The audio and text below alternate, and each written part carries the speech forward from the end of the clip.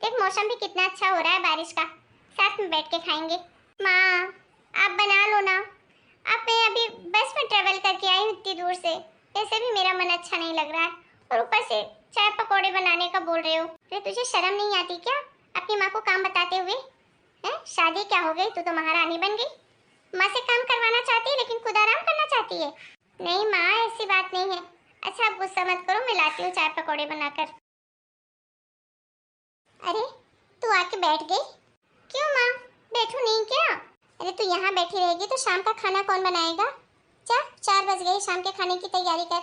और हाँ सुन, तेरा भाई कब से तेरा वेट कर रहा था कि तू आएगी तो शाही पनीर बनाएगी, तो जा उसके लिए शाही पनीर बना ले।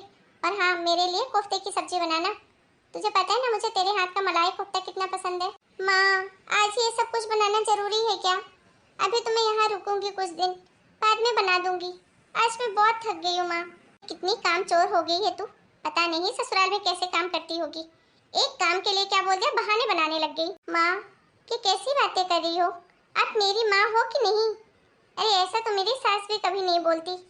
अरे जरा सा मैं बोलती हूँ कि मुझे थकान हो रही है तो मेरी सास खुद खाना बनाने लगती है, और आप मेरी माँ होकर मुझे ऐसी बातें सुना रहे हो। करती होगी तेरी लाड़ प्यार तेरी सास, मेरे पास तेरा ये लाड़ दुलाड़ चलेगा नहीं। ये नाटक नौटंकी ना अपने पास ही रखना। जा चुपचाप से खाना बना जल्दी, मेरे बेटे को भूख लगी है, समझी? थकान हो रही है, थकान हो रही है। अरे कहीं से तीरथ व्रत करके आई है क्या? ससुराल से बस में बैठ के मायके पहुंच गई, उसमें कौन सी थकान? ठीक है माँ जाती हूँ। देखा दोस्तों आप लोगों ने, ऐसी भी किसी की माँ होती है क्या? सास ऐसा बर्ताव करे तो समझ में आता है कि सास तो होती ही ऐसी है, लेकिन माँ, वो भी बेटी जब ससुराल से आई हो और माँ ऐसा बर्ताव करे तो सोचो क्या गुजरती है दिल पे। नहीं नहीं मैं तो नहीं रह पाऊंगी अब यहाँ, इससे अच्छा तो मैं अपने ससुराल ही चली जाती हूँ।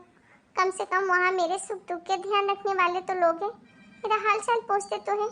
सुबह से रात हो गई काम करते करते, जब से आई हूँ काम पे लगी हूँ, लेकिन मेरी माँ ने एक बार ये नहीं पूछा कि बेटा तू ससुराल में कैसी है, तेरे सास ससुर तुझे कैसे रखते हैं, और वो भी तब जब दामाद जी बाहर रहते हैं।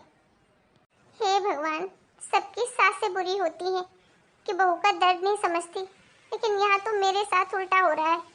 जिसने मुझे जन्म दिया मेरी माँ, वही मेरा दर्द नहीं समझ रही है। ऐसा लग ही नहीं रहा कि मैं अपने मायके में हूँ, ऐसा लग रहा है कि तो किसी दूसरी दुनिया में ही आ गई हूँ मैं, जहाँ पे मेरी चिंता करने वाला कोई भी नहीं है।